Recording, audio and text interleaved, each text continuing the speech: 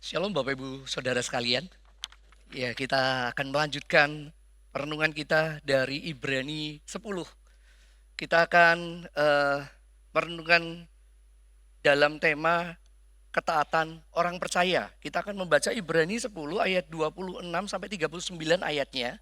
Tapi saya tidak akan mengajak kita membaca semua. Beberapa ayat kita akan baca ayat 26, 27, 29, 32 sampai 34 dan 39. Saya akan bacakan untuk kita semua. Sebab jika kita sengaja berbuat dosa, sesudah memperoleh pengetahuan tentang kebenaran, maka tidak ada lagi korban untuk menghapus dosa itu.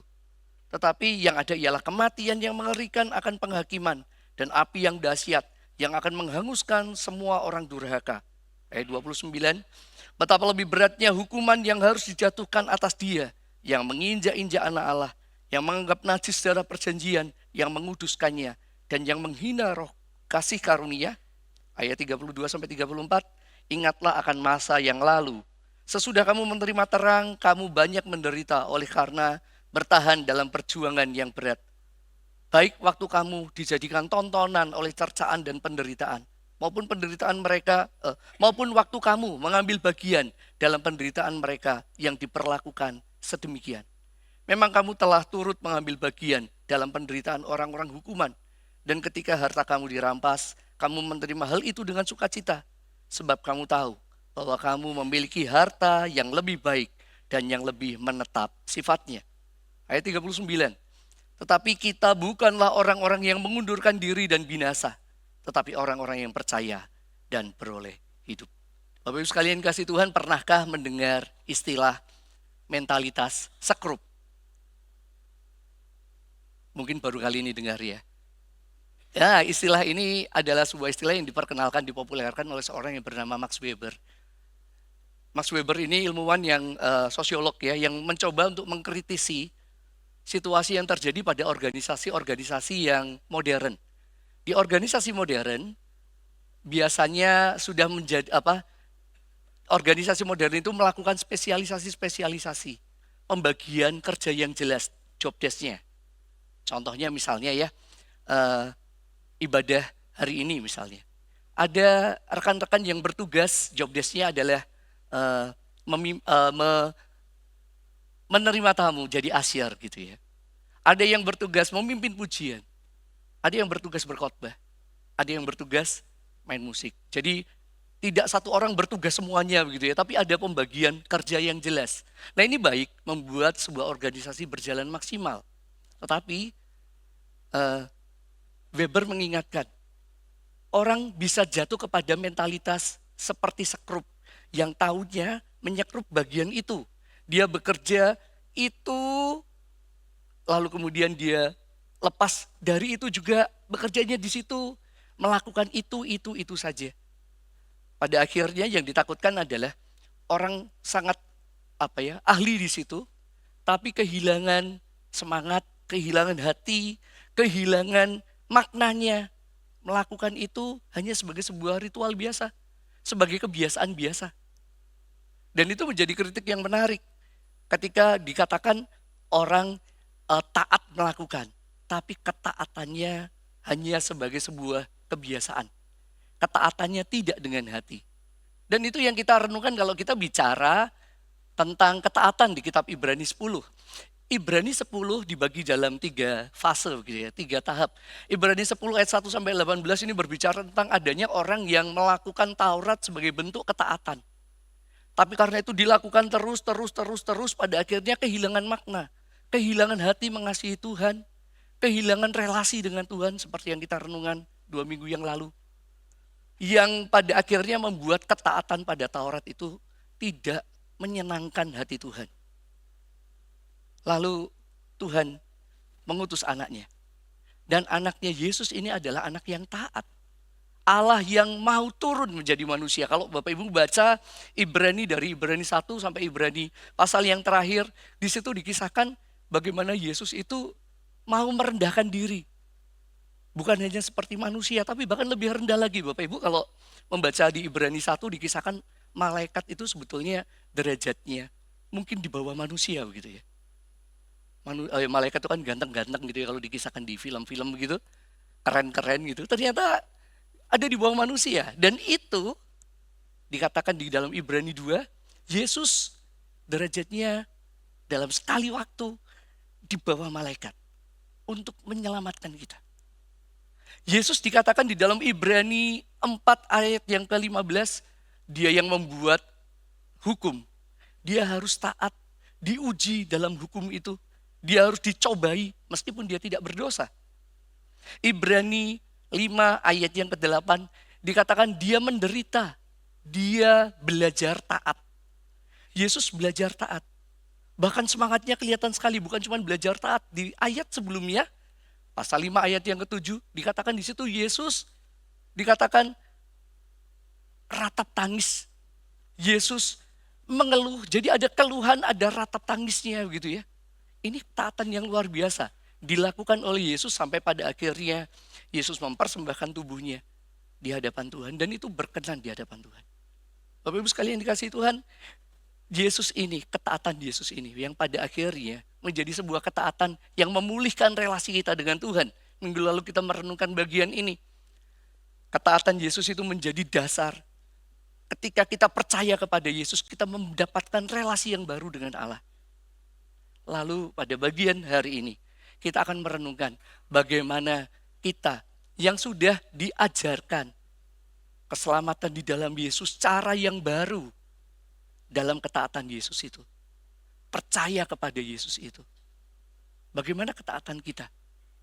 Apakah kita masih seperti orang-orang yang taat tanpa hati? Atau kita berpegang pada Yesus, memiliki relasi yang baru dengan Tuhan? Bapak Ibu saudara sekalian dikasih Tuhan, kita akan membaca ayat, merenungkan ayat ini dalam poin mengenai sikap taat kita sebagai orang percaya. Bapak Ibu, ayat-ayat ini diberikan oleh penulis Ibrani karena orang-orang Ibrani, orang-orang di mana kitab ini ditujukan ya. Jemaat ini adalah jemaat yang ternyata masih memilih taat kepada hukum Taurat. Kenapa Bapak Ibu? Kenapa jemaat ini lebih memilih kepada ketaatan pada hukum Taurat? Masih mau melakukan ritual supaya diselamatkan. Kenapa demikian? Bapak Ibu saya coba merenungkan lalu kemudian mengklasifikasikannya begitu ya. Kenapa hukum Taurat ini menarik? Taat pada Taurat itu menarik karena secara tampilan ini lebih tampak. Sedangkan taat kepada Yesus, iman kepada Yesus dalam Ibrani 12 dikatakan iman itu dasar dari sesuatu yang tidak kelihatan, bukti dari segala sesuatu yang tidak terlihat, itu adalah iman kepada Yesus. Sedangkan pengorbanan domba itu kelihatan darahnya keluar begitu ya. Bagaimana itu tampak, kita jadi ini lebih tampak ini. Bukan cuma itu, orang-orang jemaat ini adalah jemaat-jemaat orang Israel yang secara kebiasaan lebih melihat, terbiasa mendengar Musa, terbiasa dengar cerita tentang malaikat. Baru mendengar tentang Yesus yang baru, katanya lebih tinggi daripada Musa. Ini baru, hal yang baru didengar. Lalu kemudian secara politis Bapak Ibu, secara politis kalau kita lihat orang-orang yang percaya kepada hukum Taurat, orang-orang yang kembali kepada adat orang Yahudi, ini secara politis tidak dikejar-kejar sama orang Romawi. Sedangkan ketika orang taat kepada Yesus, ternyata mereka dikejar-kejar dan hidupnya menjadi tidak tenang. Orang Romawi mengejarnya. Yang terakhir adalah karena psikologis. Bapak Ibu, secara natural dalam diri kita. Kita ini orang yang sulit menerima anugerah. Kita itu adalah orang yang ingin berperan. Kita adalah orang yang pengen hal yang kita lakukan itu dihargai. Kita susah untuk menerima anugerah. Sedangkan kalau meletakkan diri kepada Yesus, kita hanya menerima anugerah saja, rasanya gampang gitu ya. Kok gampang gitu. Sehingga orang lebih tertarik kepada Taurat. Saya teringat ketika mempersiapkan hal ini, saya membaca sedikit bagian dari tulisan C.S. Lewis. Dari buku yang judulnya Great Divorce. Ini bukunya bukan bercerita tentang situasi nyata, bukan ya. Ini adalah sebuah buku fiktif begitu. Tapi menceritakan pergumulan-pergumulan manusia. Dikisahkan di situ ada tokoh yang bertemu dengan jiwa-jiwa yang sudah meninggal gitu ya. Dan di bab 4 itu ada jiwa yang disebut the big ghost dan jiwa yang disebut Len. Dulu di dunia, Len itu adalah anak buahnya the big ghost. Dan Len ini orang yang pernah melakukan kesalahan. Dia pernah membunuh seorang yang namanya Jack. Lah menariknya adalah dua jiwa ini bertemu di suasana yang indah seperti surga begitu. Lah di dalam tulisan itu si C.S. Lewis mengisahkan bagaimana the big ghost itu merasa tidak nyaman ketika bersama dengan orang yang kita tahu berdosa sekali begitu ya. Lalu kemudian si the big ghost ini berkata, aku lebih baik dikutuk daripada pergi bersamamu. Aku datang ke sini untuk mendapat hakku, kok aku setempat dengan kamu gitu ya. Lah ini si Len bilang, saya orang berdosa memang, tapi saya dapat anugerah Tuhan. Dan the big ghost ini bilang, saya nggak mau sama kamu. Bapak Ibu, waktu membaca ayat ini, membaca bagian ini ya, cerita ini, saya itu melihat diri saya, terus kemudian mencoba membayangkan bagaimana jika nanti kelak kita di surga ya. Kita ketemu dengan orang yang kita tahu berdosa sekali begitu. Gimana perasaan kita Bapak Ibu? Apakah kita bahagia atau kita gelisah?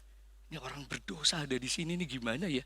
Harusnya yang tidak begitu ya, mungkin bisa jadi begitu. Dan itu adalah sebuah kondisi di mana sebetulnya secara psikologis kita terhadap anugerah, kita rasanya ada yang kurang begitu ya.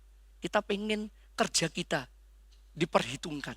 Kita ingin seperti itu. Dan itulah yang membuat pada akhirnya penulis Ibrani ini di bagian ayat 26 sampai 39 mengisahkan bagian-bagian ini. Ada dua hal yang kita akan renungkan hari ini Bapak Ibu. Yang pertama adalah sebuah peringatan keras. Sebuah peringatan keras untuk jemaat. Peringatan kerasnya apa? Di ayat yang ke-26, ini bukan 24 ya, ayat 26, ada kalimat begini. Sebab jika kita sengaja berbuat dosa, sesudah memperoleh pengetahuan tentang kebenaran, maka tidak ada lagi korban untuk penghapus dosa itu. Sebab kita dengan sengaja, jika kita dengan sengaja berbuat dosa, sesudah tahu kebenaran. Kata yang dipakai Bapak Ibu di dalam bahasa Yunani, dalam Alkitab Yunani, itu dan tensisnya adalah sebuah pilihan yang dengan sengaja, yang dengan semangat dipilih. Dan kalau ini dibaca dalam konteks itu berarti adalah ada orang-orang yang sengaja memilih menikmati dosa. Sengaja memilih itu gitu ya. Meskipun itu sudah ada pengetahuan tentang menerima ajaran yang benar tentang Kristus. Sudah diberitahu ajaran yang benar tentang Kristus.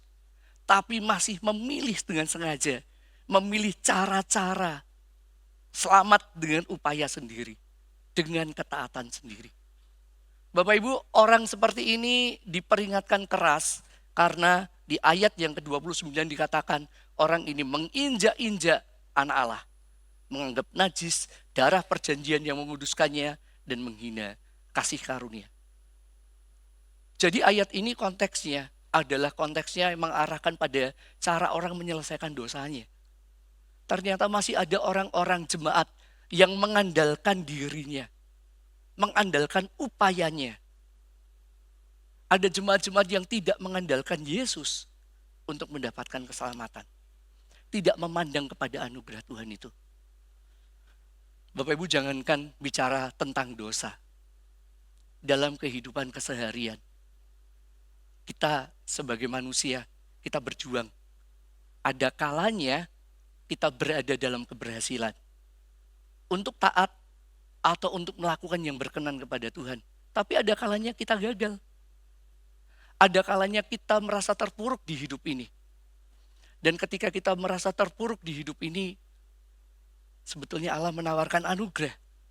Allah menawarkan pertolongan untuk datang kepada Allah dan kepada Yesus dalam kehidupan keseharian.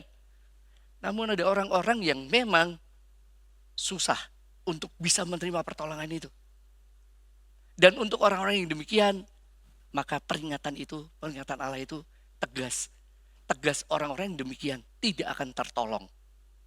Rasanya ketika baca ayat ini Bapak Ibu, saya merasa kejam sekali Allah ya. Kenapa gak diberi kesempatan? Kalau Bapak Ibu baca kitab Ibrani, dikatakan nanti ada orang-orang yang murtad, orang-orang yang keras hati begitu. Mengeraskan hatinya. Yang tidak melihat anugerah Tuhan, tidak ada pertolongan. Rasanya kok keras.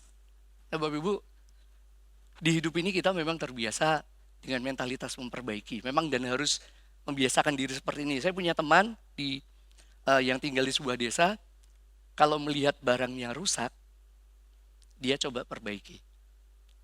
HP-nya rusak, coba diperbaiki. HP-nya rusak begitu ya, mati begitu, tapi ketika ditekan gitu nyala. Maka HP-nya itu dikaretin, Bapak Ibu. Karetin, terus kemudian masih bisa dipakai, terus dia pakai. Saya tanya, kenapa sampai begitu gitu ya. Lalu kemudian dia cerita, alasannya adalah sampah elektronik sudah menggunung di mana-mana. Gunakan yang ada, maksimalkan yang ada begitu ya. Ya entah karena pelit atau entah karena apa, tapi dia melakukan, bisa memperbaiki, diperbaiki. Dan ini sikap yang baik sebetulnya ya Bapak Ibu ya. Dalam hidup ini kan tidak semua memang harus segera diganti. Kalau kita misalnya naik mobil kita keserempet begitu, ada luka, kan tidak dengan mudah kita bilang, udah jual ganti baru gitu ya. Atau dalam relasi dengan sesama, ada luka, ya kita harus perbaiki. Tidak, udah ganti gitu. Relasi dengan pasangan ada luka, sudah, jangan ganti ya. Sudah gitu ya. Ini gimana gitu ya. Lah ada situasi-situasi di mana kita memang harus memperbaiki. Tapi ada titik di mana memang betul ada hal yang tidak bisa diperbaiki. Barang-barang elektronik yang teman saya punyai ada kalanya dibuang memang karena nggak bisa diperbaiki.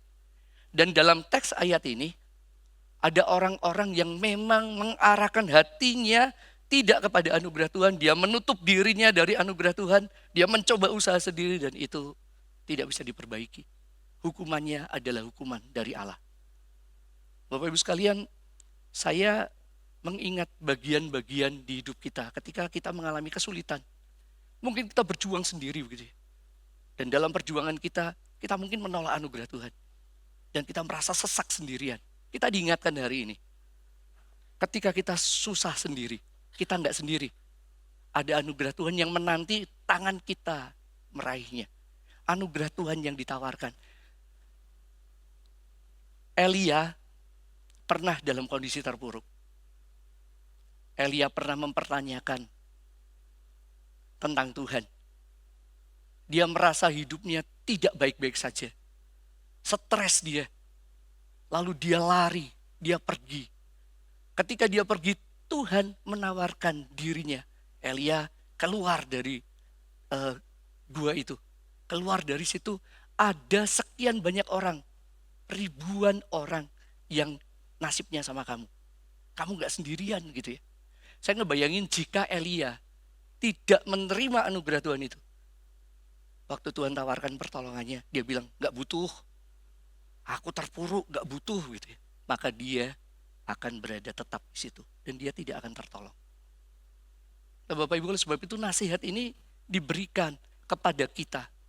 Ketika kita bilang, ketika kita menjalani hidup rohani kita, lalu kita diingatkan, berpegang kepada Allah, kepada Kristus, ketaatan Kristus, atau mengupayakan ketaatan sendiri untuk masuk ke dalam surga. Dalam menghadapi masalah, berjuang sendiri, atau melihat anugerah Tuhan dan berkata, Tuhan tolong saya nggak bisa, saya berat, Tuhan saya stres dengan ini, membuka diri pada anugerah Tuhan. Maka pertolongan Tuhan itu ada. Tapi ketika orang mengeraskan hati, menutup hatinya, maka baginya ada hukuman. Bapak Ibu sekalian dikasih Tuhan, bagian firman Tuhan ini mengingatkan saya, mengingatkan kita. Kalau bicara soal keselamatan, kalau bicara soal ketaatan, pergumulan kita diperhadapkan pada anugerah Tuhan. Tapi hal lain Bapak Ibu, kita perlu mewaspadai.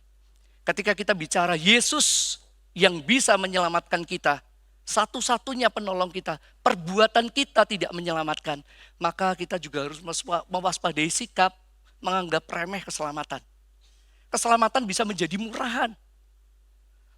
Orang bisa merasa nyaman dalam dosanya karena berpikir, Yesus yang menyelamatkan.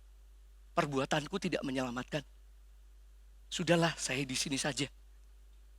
Keselamatan hanya dalam Yesus. Bapak Ibu sekalian, untuk kita yang dalam situasi ini, maka peringatan Ibrani 10 ayat 29 ini berlaku. Jangan-jangan kita sudah menginjak-injak anak Allah. Kita tidak menghargai darah Kristus. Kita menghina kasih karunia Allah. Bapak Ibu sekalian dikasihi Tuhan, bagian firman Tuhan ini keras. Menegur saya, menegur Bapak Ibu sekalian, menegur kita semua, mengingatkan kita berpegang pada Kristus, pada anugerah Allah. Dietrich Bonhoeffer mengisahkan bagaimana seharusnya keselamatan itu enggak murahan. Keselamatan itu mahal, Bapak Ibu. Kita bisa berpikir, tadi kalau saya tadi bilang ada orang-orang yang menganggap keselamatan itu murah. Melakukan dosa dengan gampang. Dietrich Bonhoeffer dalam tulisannya Cost of Discipleship, dia berkata bahwa keselamatan itu sebetulnya mahal. Dia mengibaratkan, saya kutip di situ, kasih karunia, keselamatan itu seperti seharusnya. Seperti orang menemukan harta di dalam sebuah ladang. Ketika dia ketemu harta itu, dia tutup lagi tanahnya.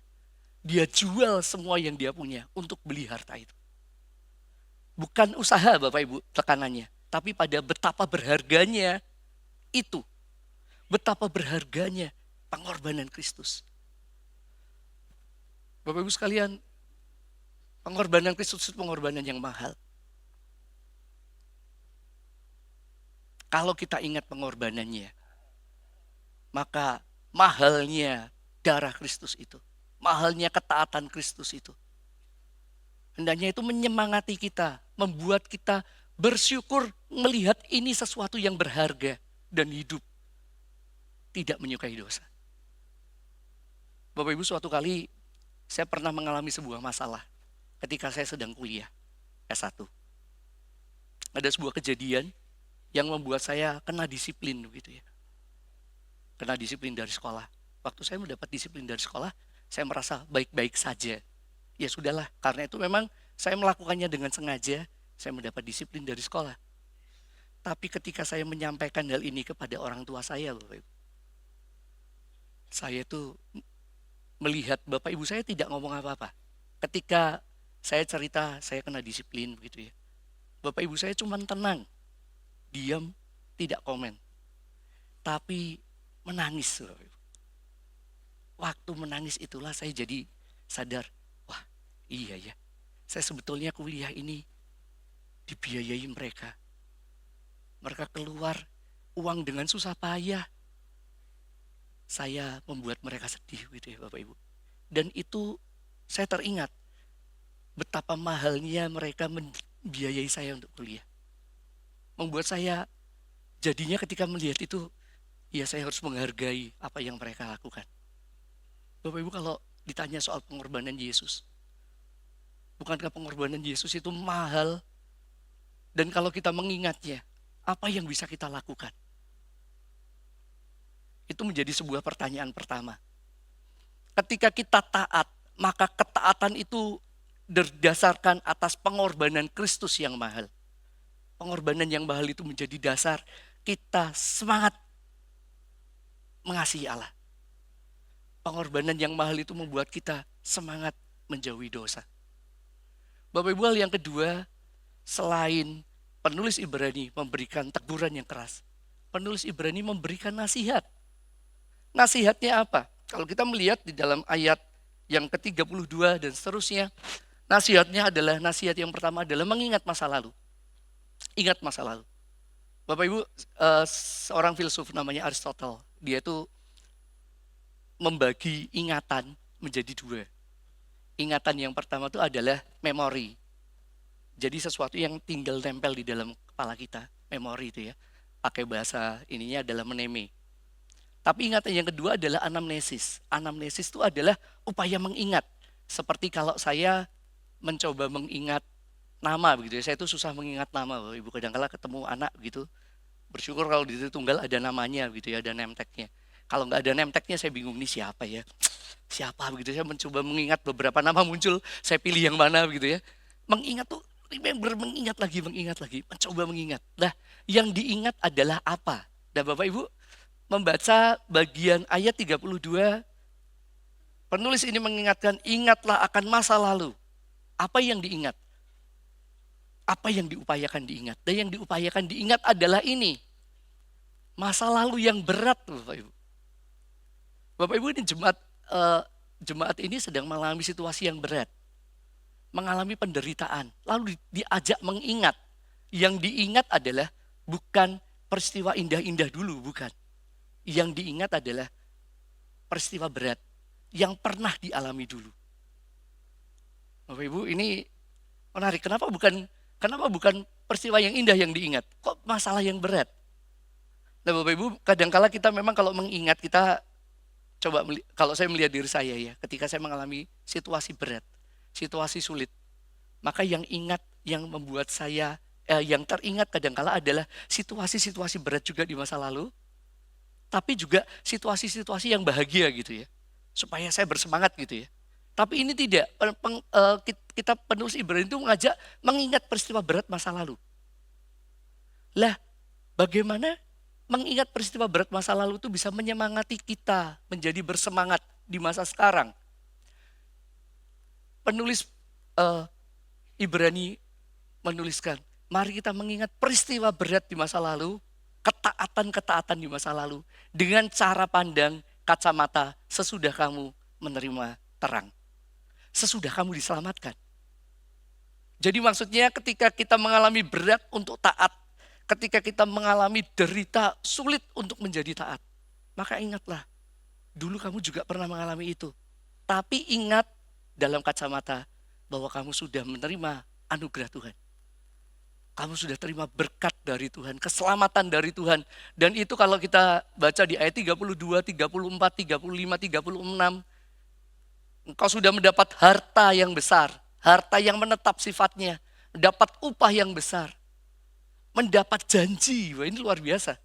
Dalam situasi berat, maka ingat, situasi berat itu, di tengah situasi berat itu kita nggak sendiri. Kita sudah mendapatkan keselamatan. Situasi berat itu harus kita lalui. Ada berkat besar yang Tuhan siapkan. Nah, ini sesuatu yang menyemangati Bapak Ibu. Menyemangati kita sekalian. Ketika kita belajar untuk taat mungkin tidak mudah. Tapi kita diingatkan. Dulu kamu melaluinya dan dulu kamu melakukannya. Tapi ingat, kamu sudah menerima keselamatan dari Tuhan. Ada berkat yang Tuhan siapkan. Nah, ini sesuatu yang menyemangati kita sekalian ketika kita menghadapi kesulitan. Tapi tidak hanya itu yang diingat. Yang diingat selanjutnya adalah, yang kedua yang diingat adalah bahwa kita tidak sendiri Bapak Ibu. Dalam ayat 34, ayat 35 ada kata mengambil bagian. Mengambil bagian. Jadi saya mengalami kesulitan itu enggak sendiri. Bapak Ibu, masalah kita ketika kita menghadapi tantangan adalah kadang-kala kita merasa kita paling menderita. Kita adalah orang yang paling menderita. Contoh kalau ketika kita mengalami kesulitan, saat kesulitan berat menimpa kita, tantangan apapun itu, penyakit, masalah, relasi, pekerjaan, apapun juga, saat itu menimpa kita, kita merasa, taat sama Tuhan berat. Kayaknya ini saya satu-satunya yang mengalami ini, begitu ya. Rasanya yang lain itu nggak pernah mengalami ini, berat sekali, begitu ya. Lalu kita diingatkan bahwa, di bagian firman Tuhan ini kita diingatkan bahwa sebetulnya ketaatan itu bukan tindakan kita sendirian. Kita bersama Kristus yang taat, betul. Tapi yang kedua, ketaatan itu ada orang-orang lain yang juga mengalami bersama kita. Kita tidak sendiri. Nanti kalau Bapak Ibu baca di dalam Ibrani 12, di situ ada pahlawan-pahlawan iman yang kita bisa belajar dari dalamnya. Belajar dari ketaatan mereka. Bapak Ibu, Eugene Peterson mengatakan dalam bukunya mengenai ketaatan, dia berkata bahwa orang Kristen itu berjalan di jalan yang sering orang lalui. Jalan apa itu? Jalan ketaatan. Jadi kita tidak sendiri saat kita merasa sakit. Dan mungkin sakit itu lama pulih. Kita ingat, kita nggak sendiri. Ada orang lain yang juga mengalami hal yang sama. Saat kita mengalami menderita karena Kristus, kita tidak sendiri. Ada orang lain yang mengalami yang sama. Bapak Ibu, kiranya ini menjadi penguat kita ketika kita berada dalam kesulitan, tantangan menjadi taat. Maka perlu kita ingat. Kita sudah menerima keselamatan. Menerima berkat Tuhan. Tapi juga kita tidak sendiri. Selanjutnya kita diajak untuk tekun. Di dalam ayat yang selanjutnya, di dalam Bagian firman Tuhan ini kita diingatkan bahwa kita harus tekun. Kata tekun itu, bertekun itu memakai kata hupomone, Bapak Ibu. Hupomone itu artinya, jadi di ayat 36, sebab kamu memerlukan ketekunan. Kata ketekunan itu memakai kata hupomone. Hupomone itu adalah berbeda dengan kata yang saya tulis itu ya, makrotumia. Kalau makrotumia itu tekun dalam situasi pasif, menerima begitu. Hupomone itu adalah tekun tapi mencari cara. Mengalami kesulitan tapi terus berjuang. Seperti klub bola yang tidak kalah gitu ya. Meskipun skornya kalah gitu ya, dia terus berjuang gitu ya, berjuang untuk menang gitu ya. Terus berjuang meskipun sulit, terus menggelegak, terus berjuang. Bapak Ibu sekalian, hupomone ini mengingatkan kita bahwa kita orang yang sudah diselamatkan, maka kita mari terus berjuang. Terus taat. Taat itu seperti sebuah gelegak, semangat. Ayo bersemangat untuk taat, ayo bersemangat untuk menyenangkan Tuhan. Ayo bersemangat, ayo bersemangat. Nah, Bapak Ibu sekalian, nasihat-nasihat ini nasihat yang membawa kita kepada ketaatan orang percaya, ketekunan orang percaya. Namun ketekunan orang percaya ini bukan dengan tujuan seperti yang Nietzsche inginkan. Nietzsche ini seorang filsuf, Bapak Ibu. Dia ingin semua manusia itu menjadi super gitu ya. Jangan menyerah terhadap tantangan gitu. Berjuang, kalahkan tantangan, lewati dirimu, jadilah orang hebat begitu. Ketaatan kita bukan ketaatan yang demikian. Ketaatan kita bukan untuk menunjukkan kita besar, bukan. Ketaatan kita dalam kegagalan kita melihat Kristus, tapi juga dalam keberhasilan kita memandang kepada Kristus. Bapak Ibu sekalian kasih Tuhan, berita Injilnya di mana? Kadangkala kita merasakan berat untuk menjadi taat. Kadang kita gagal, kadang kita berhasil. Tapi bagian firman Tuhan di ayat 39 mengingatkan saya dan Anda. Tetapi kita bukanlah orang-orang yang mengundurkan diri dan binasa, tetapi orang-orang yang percaya dan beroleh hidup yang kekal.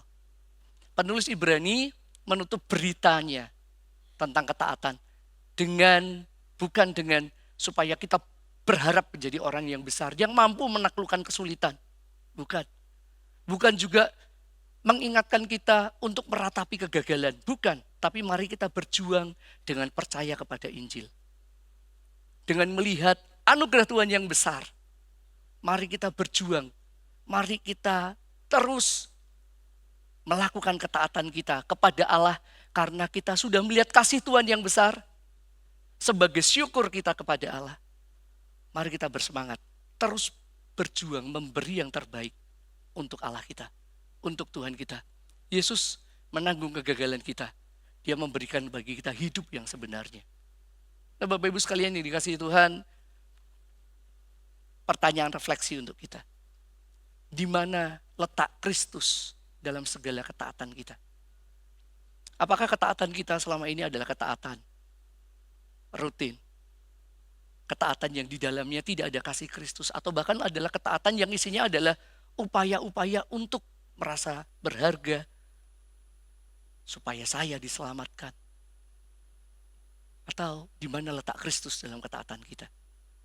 Apakah ketaatan itu adalah supaya kita membuktikan diri bahwa saya mengasihi Tuhan, terus kita menggelegak kasih kita, berapi-api kita mengasihinya, berapi-api kita taat kepadanya.